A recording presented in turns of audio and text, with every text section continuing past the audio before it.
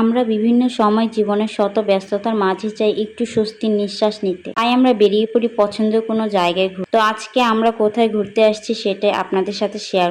আসসালামু আলাইকুম এভরিওয়ান, আশা করি সবাই ভালো আছেন। আমরা আজকে আমাদের এলাকার BIWTI ইকো পার্কে আসছি। পার্কটি তুরাগ নদীর ওপারে।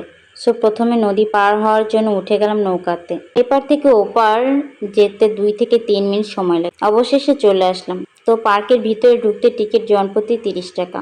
আমাদের টিকিট কাটা শেষ। আজকে আমাদের সাথে ছিল আমার বোন, দুলাভাই, আমার ভাগ্নে ও ভাগ্নি। সবাই একসাথে ঘোরার মজাই আলাদা। এই পার্কের পরিবেশটা খুব সুন্দর। চারদিকে সবুজ প্রকৃতি, অসংখ্য গাছগাছালিতে ভরা।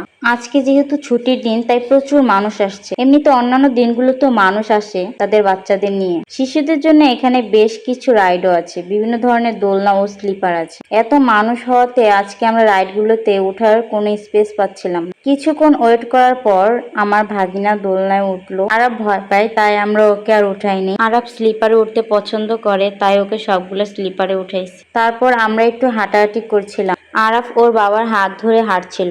এমনিতে আরাফের বাবা বাসায় থাকলে আরাফ আমার কাছে একটু কমই আসে, কারণ সে প্রচুর বাবা ভক্ত।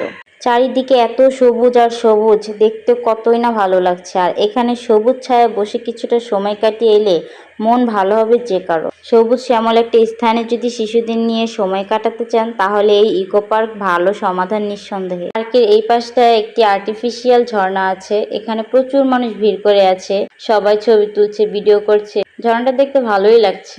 পার্কের শেষ প্রান্তে আরো কিছু রাইডস আছে, ওইগুলো তো উঠতে জনপ্রতি 30 টাকা টিকিট। তো এখানে আমাদের ছোটবেলা নাগরদোলা আছে। এই হাতে চালানো নাগরদোলা এখন আর দেখা যায় না, এখন তো সব মেশিন দিয়ে চালায়। আরফের জন্য এটাতে আর ওঠা হয়নি।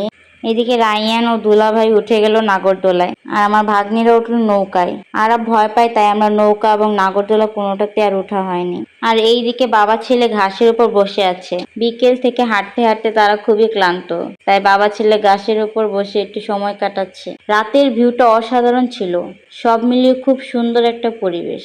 চাইলে আপনারাও আপনাদের বাচ্চাদের নিয়ে আসতে পারেন। আজকের ভিডিওটি এই পর্যন্ত। ভিডিওটি ভালো লাগলে অবশ্যই লাইক, কমেন্ট এবং শেয়ার করতে ভুলবেন না। সবাই ভালো থাকবেন, সুস্থ থাকবেন। দেখা হবে অন্য কোনো ভিডিওতে। আল্লাহ হাফিজ।